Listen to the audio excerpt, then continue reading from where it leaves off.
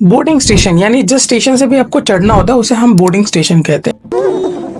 अब in case आपको उस बोर्डिंग स्टेशन पे आप नहीं चढ़ रहे हो और आपने गलती से बुकिंग कर दी है, या आप बोर्डिंग स्टेशन के बाद वाले स्टेशन पे चढ़ सकते हो या बोर्डिंग स्टेशन से पहले वाले स्टेशन पे चढ़ सकते हो। चलिए पूरी जानकारी मैं आपको इस वीडियो में विस्तार से बता देता हूँ।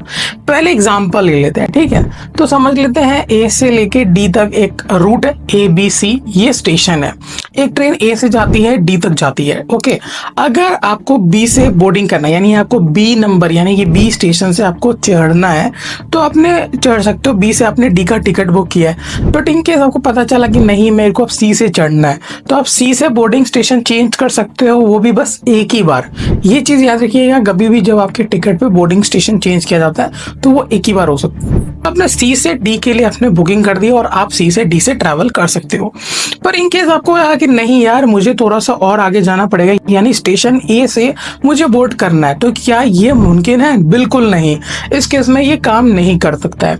एंड इनफैक्ट अगर आपको चीज याद होगा, अगर आप कोई भी स्टेशन सेलेक्ट करते हो फेयर चार्जेस यानी कि जो टिकट का आप पैसा दे रहे हो वो चेंज होता रहता है उसके हिसाब से। तो जैसे अगर आप जो बी से अगर आपने समझ लीजिए एक टिकट के लिए 100 रुपए खर्च किया है, तो जैसे सी के लिए जो बुकिंग होता है सी से डी के लिए वो 70 रुपीज है, बट आपने तो बी से किया है आपने 100 रुपए, बट इस केस में आपको कोई रिफंड देखने के लिए नहीं मिलता है। आप बी से सी में करवाओ या किसी भी केसेस में आप इन बिटवीन आप स्टेशन सेलेक्ट करते हो तो, बट आप पहले स्टेशन को सेलेक्ट नहीं कर सकते हो। अब बोर्डिंग स्टेशन चेंज क्यों करना होता है, इसका सबसे ज्यादा इंपॉर्टेंट पॉइंट ये है कि 2 या 3 स्टेशन के बाद आपके टिकट को वो सोल्ड आउट कर देते हैं, जो टीटीज होते हैं वो सोल्ड आउट कर देते हैं दूसरे पैसेंजर्स के लिए।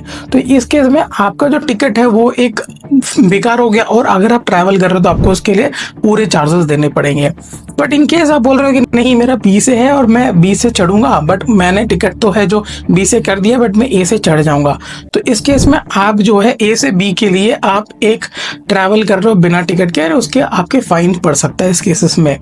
अब आपको मैंने यहाँ पे सारे विस्तार से समझा दी, और इसको चेंज कराने का भी जो रूल है बहुत ज्यादा ईजी है, कोई टेंशन लेने की जरूरत नहीं। आपका जो भी टाइम ऑफ ट्रेन है यानी कि जब भी आपका ट्रेन है उससे 24 घंटे पहले ही आप इस सुविधा को उपयोग कर सकते हो।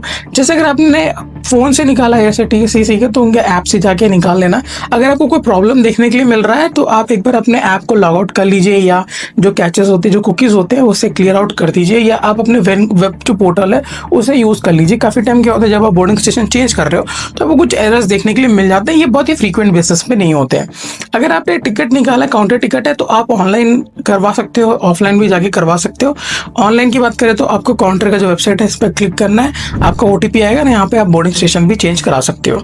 अब बोर्डिंग स्टेशन चेंज कराने के कोई भी रिफंड नहीं मिलता है, कोई भी एक्स्ट्रा चार्जेस नहीं होते, बट इसे एक स्टेशन पहले का आप नहीं कर सकते हो, ये चीज याद रखिएगा। आप इसके ऊपर कोई भी डाउट है आप नीचे कमेंट सेक्शन में पूछ सकते हो, भेज मिलता है नए फ्रेश एपिसोड में, तब तक के लिए बाय बाय।